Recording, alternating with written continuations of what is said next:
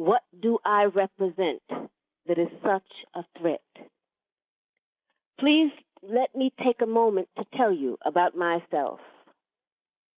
My name is Assata Shakur, and I was born and raised in the United States. I am a descendant of Africans who were kidnapped and brought to the Americas as slaves. I spent my early childhood in the racist segregated South. I later moved to the northern part of the country where I realized that black people were equally victimized by racism and oppression. I grew up and became a political activist, participating in student struggles, the anti-war movement, and most of all, in the movement for the liberation of African Americans in the United States. I later joined the Black Panther Party, an organization that was targeted by the COINTELPRO program, a program that was set up by the Federal Bureau of Investigation to eliminate all political opposition to the U.S. government's policies, to destroy the black liberation movement in the United States, to discredit activists, and to eliminate potential leaders. Under the COINTELPRO program, many political activists were harassed, imprisoned, murdered, or otherwise neutralized. As a result of being targeted by COINTELPRO, I, like many other young people, was faced with the threat of prison, underground, exile, or death. The FBI, with the help of local police agencies, systematically fed false accusations and fake news articles to the press, accusing me and other activists of crimes we did not commit. Although in my case the charges were eventually dropped or I was eventually acquitted, the national and local police agencies created a situation where, based on their false accusations against me, any police officer could shoot me on sight.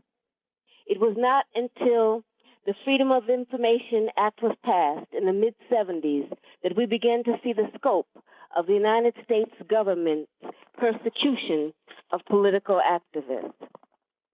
At this point, I think that it is important to make one thing very clear. I have advocated, and I still advocate, revolutionary changes in the structure and in the principles that govern the United States. I advocate self-determination for my people and for all oppressed people inside the United States. I advocate an end to capitalist exploitation, the abolition of racist policies, the eradication of sexism, and the elimination of political repression. If that is a crime, then I am totally guilty. To make a long story short, I was captured in New Jersey in 1973 after being shot with both arms held in the air and then shot again from the back. I was left on the ground to die, and when I did not, I was taken to a local hospital where I was threatened, beaten, and tortured. In 1977, I was convicted in a trial that can only be described as a legal lynching. In 1979, I was able to escape with the aid of some of my fellow comrades.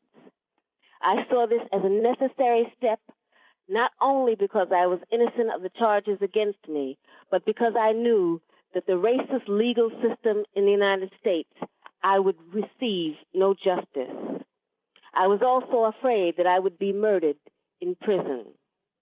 I later arrived in Cuba, where I am currently living in exile as a political refugee. The New Jersey State Police and other law enforcement officials say they want to see me brought to justice. But I would like to know what they mean by justice. Is torture justice? I was kept in solitary confinement for more than 2 years, mostly in men's prisons. Is that justice? My lawyers were threatened with imprisonment and imprisoned. Is that justice? I was tried by an all-white jury without even the pretext of impartiality and then sentenced to life in prison plus 33 years. Is that justice? Let me emphasize that justice for me is not the issue I am addressing here. It is justice for my people that is at stake. When my people receive justice, I am sure that I will receive it too.